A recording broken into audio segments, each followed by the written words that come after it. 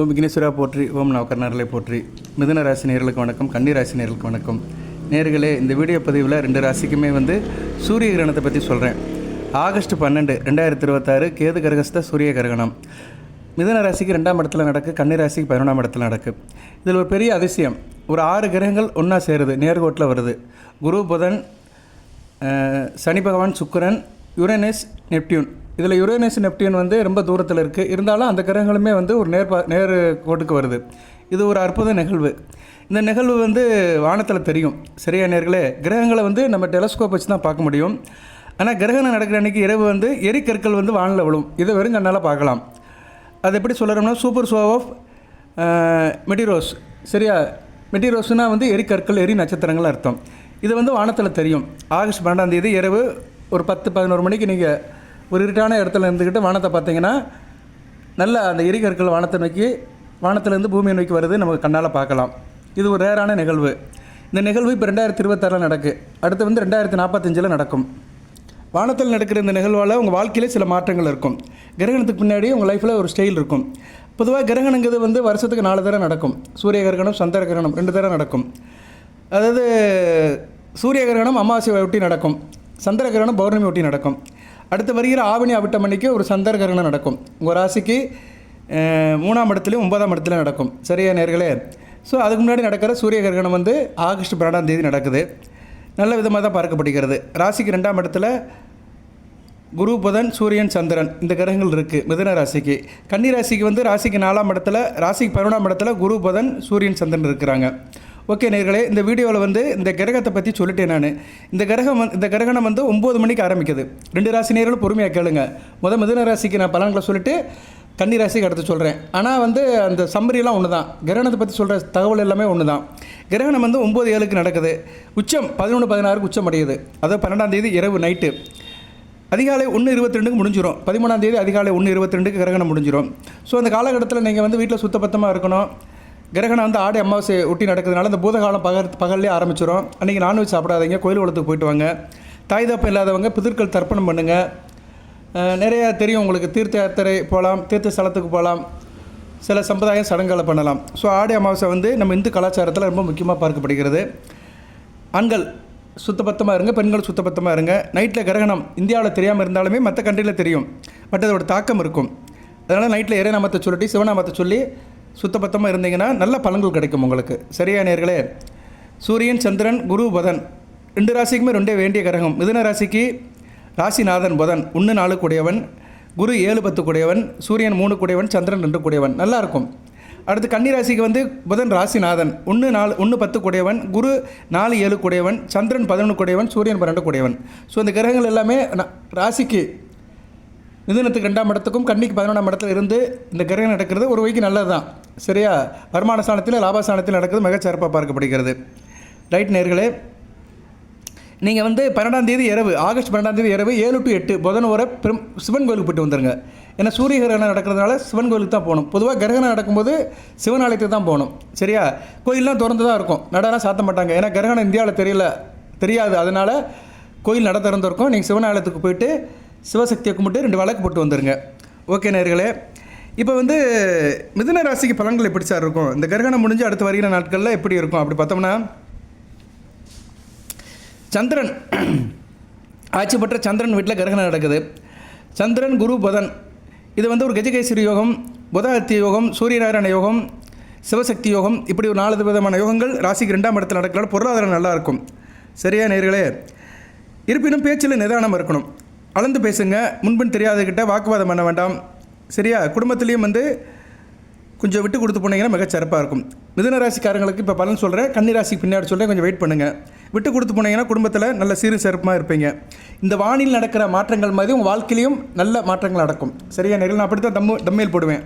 August 12 வானில் நடக்கும் மாற்றங்கள், வானில் நடக்கும் அதிசயம். உங்கள் வாழ்க்கையிலையும் அதிசயம் நடக்க போகுது. சரியா? ஆகஸ்ட் 12 வானில் நடக்கும் ஒரு அதிசயம் உங்கள் வாழ்க்கையிலையும் நடக்கும். உங்கள் வாழ்க்கையிலும் இனி நடக்கும். அப்படி போடுறேன். டைட்டிலும் அது ரிலேட்டடாக தான் போடுவேன். சரி நேர்களை பாருங்கள், சப்ஸ்கிரைப் பண்ணுங்கள். இது சந்தேகமான கமெண்ட் பாக்ஸில் கேளுங்க. பண வரவு திருப்தியாக இருக்கும். சரியா? மிதுன ராசி பண வரவு திருப்தியாக இருக்கும். செலவில் வந்து சுருக்கமாக வச்சுக்கோங்க. தேவைக்கு அதிகமாக செலவு பண்ணாதீங்க. சேமிப்பு அதிகப்படுத்திக்கோங்க. குடும்பத்தில் சில பேருக்கு சில நேரத்தில் கருத்து வேறுபாடு வரலாம். அதனால் இந்த பிரச்சனை இருந்தாலும் பேசி தீர்த்துக்கோங்க. புதன் சேர்க்கையால் அறிவு சார்ந்த விஷயங்கள் நல்லாயிருக்கும். கல்வி சம்மந்தப்பட்ட காரியங்கள் நல்லாயிருக்கும். ஆரம்ப கல்வி படிக்கிற மாணவர்களுக்கு மிகச்சிறப்பாக இருக்கும். உயர்கல்வி நல்லாயிருக்கும். கணவன் மனைவி உறவு நல்லாயிருக்கும். எனக்கும் நல்லாயிருக்கும். சொந்த பந்தம் எனக்கு நல்லாயிருக்கும். அவங்களுடைய சகவாசம் நல்ல விதமாக பார்க்கப்படுகிறது. வியாபாரம் செய்வதற்கு மிகச்சிறப்பாக இருக்கும். உணவு தானிய வியாபாரம், ஹோட்டல் மேனேஜ்மெண்ட், நவதானியம், கொடுக்கல் வாங்கல், பணப்புழக்கம் இதெல்லாம் நல்லாயிருக்கும். அரசாங்க தொடர்புகள் அருமையாக இருக்கும். அரசியல்வாதிகளுக்கு சிறப்பான காலமாக பார்க்கப்படுகிறது. உத்தியோகத்தில் பொறுப்புகள் அதிகம். பொறுப்புகள் அதிகரிக்குன்னா என்ன, ரெஸ்பான்சிபிலிட்டி கூட உங்கள் பேர் நல்ல ஒரு இதாகும். உங்கள் பேர் வந்து உங்களுக்கு ரெகக்னிஷன் கிடைக்கும், அங்கீகாரம் கிடைக்கும். அதனால் உங்கள் பேர் வந்து போற்றப்படும். உங்கள் பேரை 4 பேர் சொல்லுவாங்க. நீங்கள் உத்தியோகத்தில் இருக்கும்போது இனிமேல் வர காலத்தில் சூரிய கிரகணம் முடிஞ்ச அடுத்து வரையின நாட்களில் பொறுப்புகள் அதிகமாகும். அதனால் நீங்கள் பேசப்படுவீர்கள் நல்ல விதமாக பார்க்கப்படுகிறது. இருப்பினும் பேச்சில் ஒரு மென்மையாக இருங்க. பேச்சில் வந்து கடுமையாக இருக்க வேண்டாம். ஒரு சொல் வெல்லும், ஒரு சொல் கொல்லும். அதனால் பேச்சில் கடுமையை காட்ட வேண்டாம், நிதானமாக இருங்க. கண் சம்மந்தப்பட்ட காரியங்கள் இருக்கும். கண்ணு பற்களில் சில பிரச்சனைகள் வரலாம். அதனால் சில உபாதைகளை உருப்படும். அதனால் கொஞ்சம் கவனமாக பார்த்துக்கோங்க. சந்திரன் சேர்க்கை நல்ல விதமாக தான் பார்க்கப்படுகிறது. இருப்பினும் மனதில் வந்து ஓவர் திங்கிங் இருக்கும். அப்படி ஆகுமோ இப்படி ஆகுமோ அப்படிலாம் இருக்கும். அதெல்லாம் விட்டுட்டிங்கன்னா மிதுன ராசி நேயர்களுக்கு மிகச்சிறப்பாக இருக்கும். ஸோ மிதுன ராசி நேயர்களுக்கு 2ஆம் இடம் வலுப்புறது. 2ஆம் இடம் வலுப்பதுனால 8ஆம் இடம் நல்லாயிருக்கும். தூரதேச அமைப்பு நல்லாயிருக்கும். வெளிநாட்டு தொடர்பு நல்லாயிருக்கும். திடீர் அதிர்ஷ்டம் இருக்கும். தேக அறிக்கை நல்லாயிருக்கும். சரியா நேயர்களே? மிக நல்ல விதமாக பார்க்கப்படுகிறது. சனி சுக்கிரன் அதிர்ஷ்டலட்சுமி யோகம் ராசிக்கு 3ஆம் இடத்து 9ஆம் இடத்துல இருக்கான பாக்கியலட்சுமி யோகம் இருக்கும். அந்த மகாலட்சுமியோட அனுக்கிரம் பரிபூர்ணமாக கிடைக்கும். மகாலட்சுமி வீட்டில் குடியிருப்பா. இந்த கிரகணம் முடிஞ்ச அடுத்து வருகிற நாட்களில் மகாலட்சுமியோட கிருபை உங்களுக்கு கண்டிப்பாக கிடைக்கும். மகாலட்சுமியோட அருள் பரிபூர்ணமாக வீட்டில் இருக்கும் மிதுன ராசி நேயர்களுக்கு. அடுத்து கன்னிராசி. கன்னிராசிக்கு இந்த வானில் நிகழ்கிற அதிர்ஷ்டம் ஷோ டைம் ஆஃப் மெட்டிரோஸ். சரியா? இந்த ஷோ டைம் ஆஃப் மெட்டிரோஸ் வானத்தில் எரிகள் விழுகிற சம்பவத்தை முன்னிட்டு உங்களுக்கு எப்படி இருக்கும் சார் அப்படின்னா, 11ஆம் இடத்துல சம்பவம் நடக்குது. 11ஆம் இடம் குரு, சூரியன், புதன், சந்திரன் உண்டு சேருது. மிக விசேஷமானது. கன்னிராசிக்கு சூப்பராக இருக்குது. இந்த கூட்டணி வந்து உங்களுக்கு தன லாபத்தை கொடுக்கும். கையில் காசு பணத்தை கொடுக்கும். பொருளாதாரத்தில் முன்னேற்றத்தை கொடுக்கும். உயர்ந்த தொழில் அதிபதி யோகம் கொடுக்கும். தொழிலில் வந்து பெரிய லெவலுக்கு ரீச் ஆவாங்க. பெரிய லெக்க கொடுக்கும். லட்சமாக கோடிகளாக நல்லா கொட்டுறதுக்கு கன்னிராசி மிக சிறப்பாக இருக்குது. சமுதாயத்தில் மதிப்பு மரியாதை கொடுக்கும். தொடர் வருமானம் இருக்கும். இன்கம் வந்துக்கிட்டே இருக்கும். வரும்படி வந்துக்கிட்டே இருக்கும். சிறப்பாக பார்க்கப்படுகிறது. வியாபாரம் தொழிலில் வந்து பெரிய லெவலில் லாபம் கிடைக்கும். புத்தி கூர்மையாக இருப்பீங்க. குரு புதன் சேர்க்கையால் பேச்சிலையும் செயலையும் அறிவுத்திறன் இருக்கும். சரியா? அவங்க செயலும் பேச்சும் வந்து சிறப்பாக இருக்கும். அதுலேயே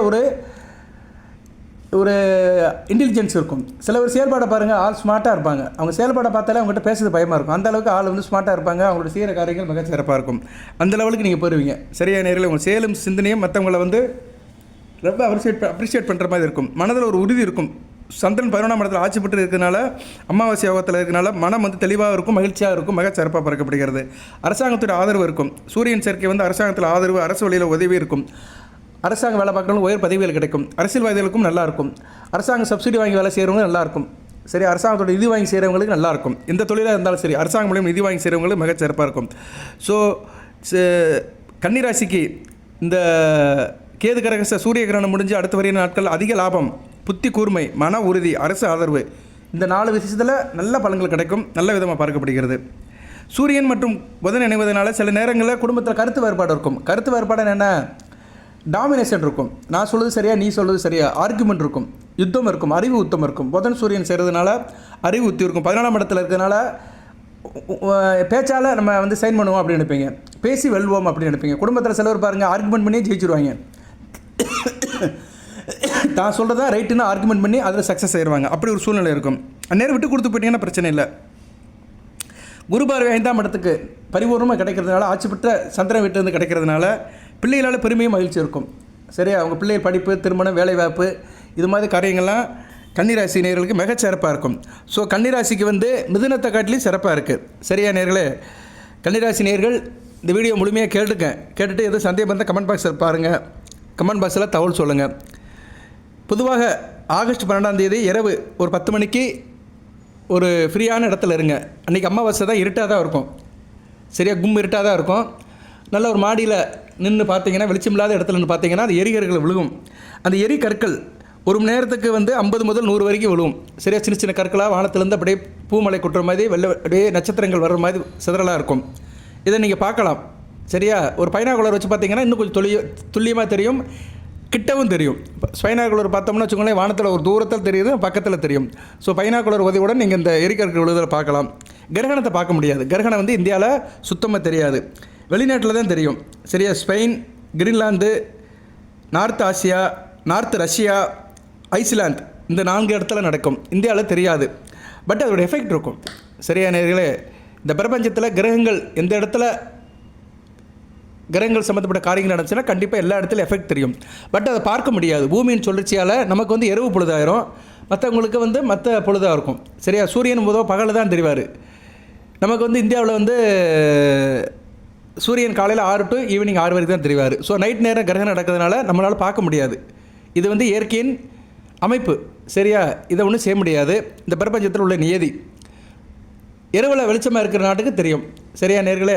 அவங்களுக்கெல்லாம் இந்த கிரகணத்தை நல்லா பார்ப்பாங்க. வாழ்த்துக்கள் நேர்களே.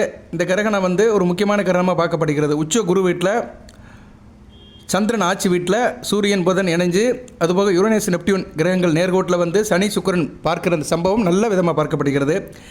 மிதுனம் அண்டு கன்னி ராசிக்கு வேண்டிய கிரகங்கள் சனி சுக்கிரன், ரொம்ப வேண்டிய கிரகங்கள். இந்த கிரகங்கள் தங்களுக்குள்ளே பார்த்து நல்ல பலனை கொடுக்குறாங்க. வாழ்த்துக்கள். சூரிய கிரகணம் முடிஞ்சு உங்களுக்கு சிறப்பான பலன்கள் கிடைக்கட்டும். அனைத்து வளங்கள் நலங்களை பெற்று தேக ஆரோக்கியத்துடன் தீர்க்காயலுடன் நீடு வாழ்க நிறைந்த வளம் பெறுக. மிதுனம் கன்னிராசி நேயர்களுக்கு எல்லாமல் இறைவன் சகல சௌபாகியத்தையும் சில ஐஸ்வர்யத்தையும் சில நன்மைகளையும் கொடுப்பார். அனைத்து வளங்கள் நலங்களை பெறுங்கள். வாழ்க வளமுடன். நன்றி நேயர்களே.